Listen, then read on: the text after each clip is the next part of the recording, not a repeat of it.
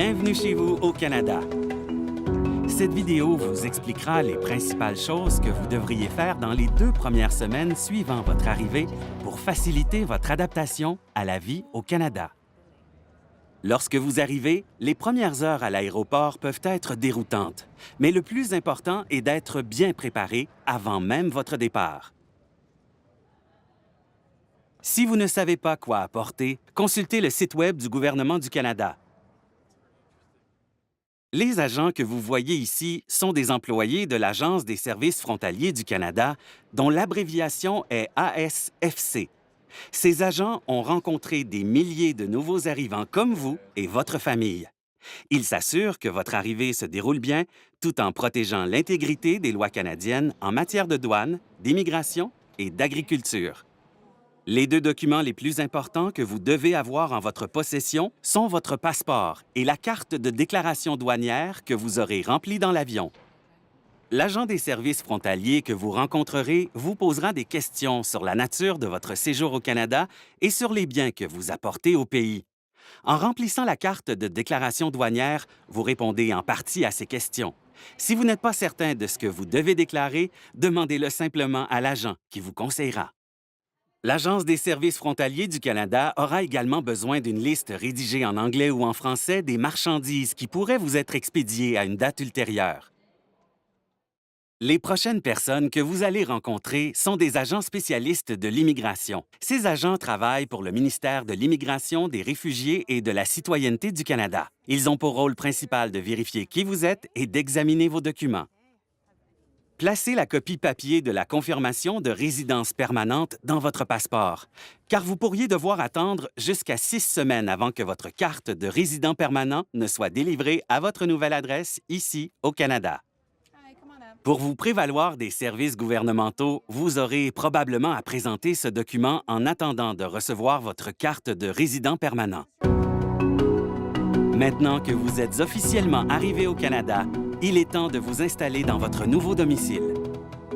On trouve partout au Canada des organismes qui offrent des services aux immigrants et dont le but est de vous aider à vous installer dans votre nouvelle communauté. Une des premières choses à faire est d'appeler ou de visiter un de ces organismes dans votre nouvelle ville.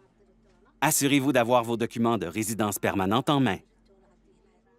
Certains organismes offrent des services à beaucoup d'immigrants différents, tandis que d'autres concentrent leurs efforts sur les personnes qui sont d'une religion ou d'un groupe linguistique particulier ou qui proviennent d'une région précise du monde. De nombreux conseillers et membres du personnel de ces organismes sont eux-mêmes immigrants et seront heureux de partager leurs propres expériences avec les nouveaux arrivants. Ils sont particulièrement utiles aux réfugiés et aux immigrants qui ont de la difficulté à s'adapter à leur nouvel environnement. Ils peuvent vous donner des conseils sur les moyens d'améliorer vos qualifications et vos compétences, de trouver un emploi ou un logement, d'obtenir des documents officiels et des services gouvernementaux et beaucoup plus encore.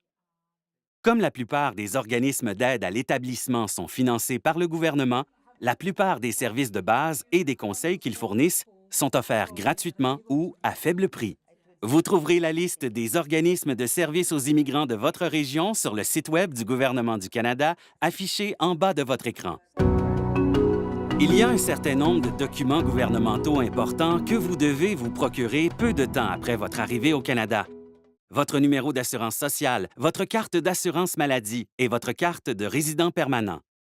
Pour que vous soyez en mesure de travailler au Canada, de bénéficier du système de soins de santé, d'ouvrir un compte bancaire, de conduire une voiture ou d'envoyer vos enfants à l'école, il est important que vous vous rendiez dans un centre de services Canada de votre région afin d'obtenir un numéro d'assurance sociale ou NAS.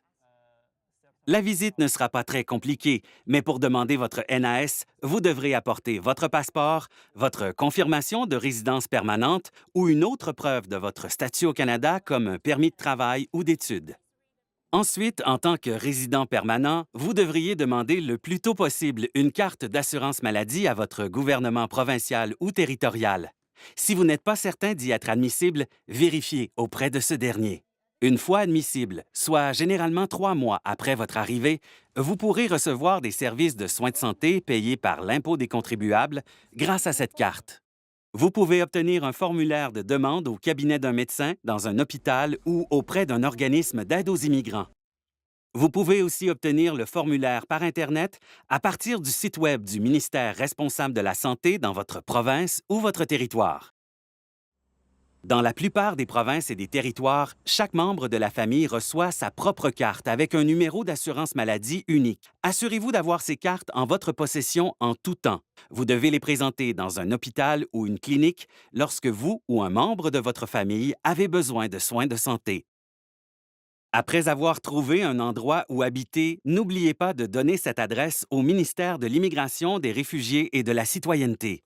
C'est à cette adresse qu'il vous enverra votre carte de résident permanent. Vous pouvez mettre à jour votre adresse dans le site du ministère.